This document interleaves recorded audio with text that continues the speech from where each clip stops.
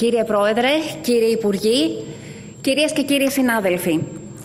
Συζητάμε σήμερα ένα ακόμα σχέδιο νόμου του Υπουργείου Υγείας, το οποίο υπηρετεί τη δέσμευση του Πρωθυπουργού μας, Κυριάκου Μητσοτάκη, για βελτίωση του Εθνικού Συστήματος Υγείας.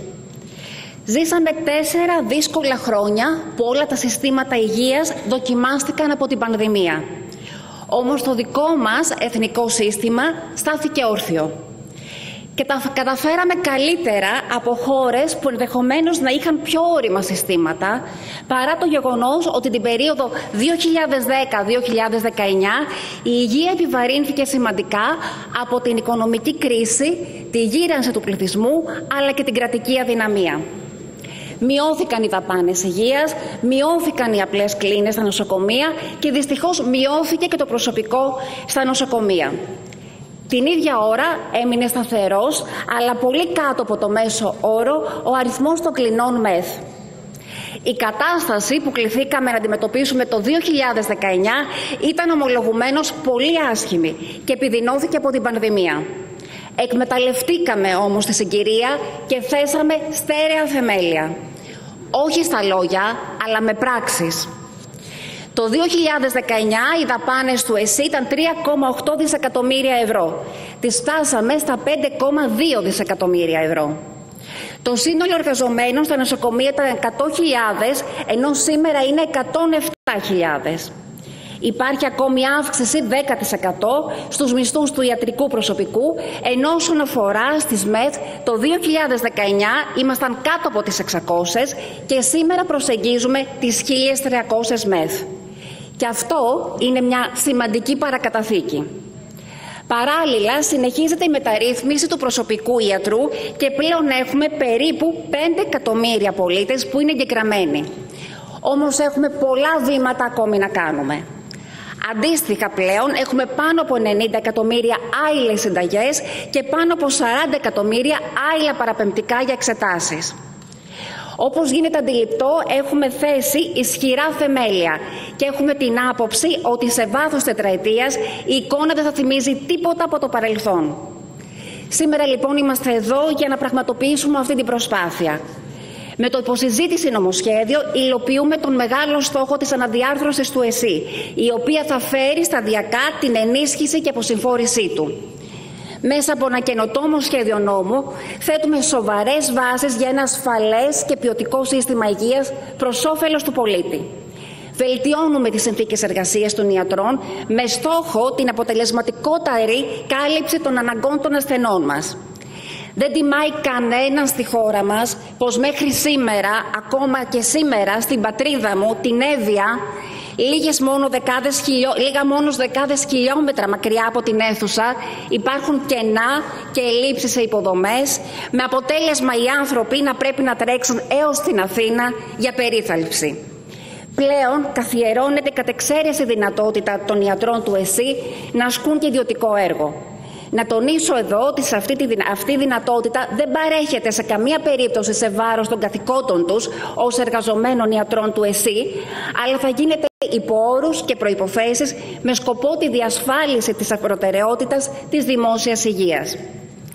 Οι ιατροί θα μπορούν να αξιοποιούν την κλινική τους εμπειρία και να αυξήσουν τα εισοδήματά τους, αλλά οι προϋποθέσεις για να το πραγματοποιήσουν θα απαιτούν συμμετοχή στην ολοήμερη εργασία, εφημερίες, ειδικό αριθμό ιατρικών πράξεων και άλλα προς όφελος του ΕΣΥ. Σε αυτό το σημείο να αναφέρω ότι τα εισοδήματα των ιατρών του ΕΣΥ από την διενέργεια απογευματινών χειρουργείων θα λογίζονται ως εισοδήματα ιδιωτικού έργου. Ωστόσο, το μεγάλο κέρδος της ρύθμισης αυτής θα είναι άλλο. Θα κάνουμε πιο ελκυστικές τις θέσεις των ιατρών στις δημόσιες δομές υγείας στην επαρχία. Σας ανέφερα παραπάνω τι συμβαίνει στην Εύβοια, με δυστυχώς τραγικές συνέπειες. Με το νομοσχέδιο αυτό λοιπόν η θέση του ιατρού στο ΕΣΥ γίνεται απείρως ελκυστικότερη. Πιστεύω ότι θα προσελκύσει περισσότερους ιατρούς στο δημόσιο σύστημα υγείας και θα μπορέσουμε με αυτόν τον τρόπο να καλύψουμε τις διαρκώς αυξανόμενες ανάγκες του ΕΣΥ. Ένα διαιωνιζόμενο πρόβλημα της δημόσιας υγείας αποτελούσε η προμήθεια των νοσοκομειακών φαρμάκων.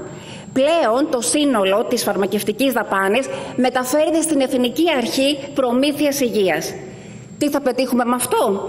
Τη διόρθωση ορισμένων παθογενειών του συστήματος, έχοντας στο μέλλον καλύτερη οργάνωση της προμήθειας φαρμάκων, καλύτερο έλεγχο του συνολικού προϋπολογισμού και μείωση των ληξιπρόθεσμων οφειλών του ελληνικού δημοσίου προς τους προμηθευτές.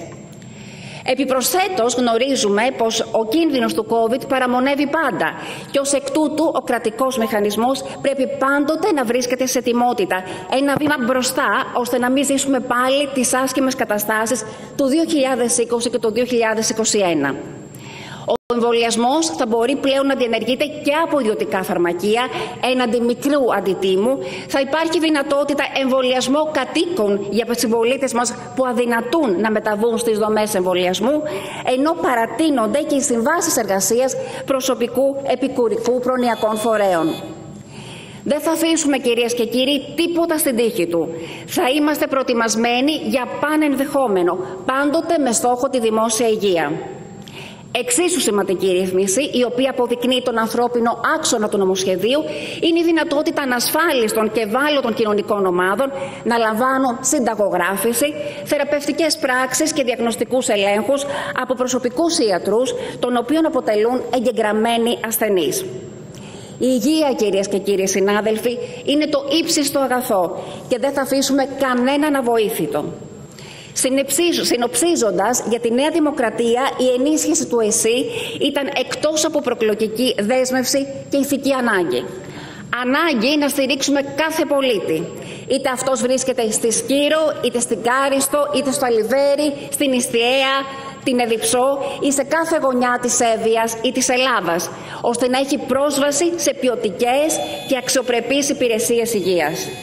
Πιστεύουμε και θα πιστεύουμε ότι η δημόσια υγεία ως ύψιστο αγαθό θα πρέπει να παρέχεται σε όσο το δυνατόν περισσότερους, όσο το δυνατόν καλύτερα και με ελάχιστο κόστος. Γνωρίζουμε ότι υπάρχουν δυσκολίες και χρόνιες ανορθογραφίες. Ο ρόλος μας όμως είναι να μην κλείνουμε τα μάτια, αλλά να λύνουμε τα προβλήματα. Και αυτό ακριβώς κάνουμε και θα συνεχίσουμε να κάνουμε. Η ενίσχυση των δημοσίων δομών υγείας ήταν επιτακτική ανάγκη, η οποία καλύπτεται σήμερα. Για όλους αυτούς τους λόγους, σας καλώ, κυρίες και κύριοι συνάδελφοι,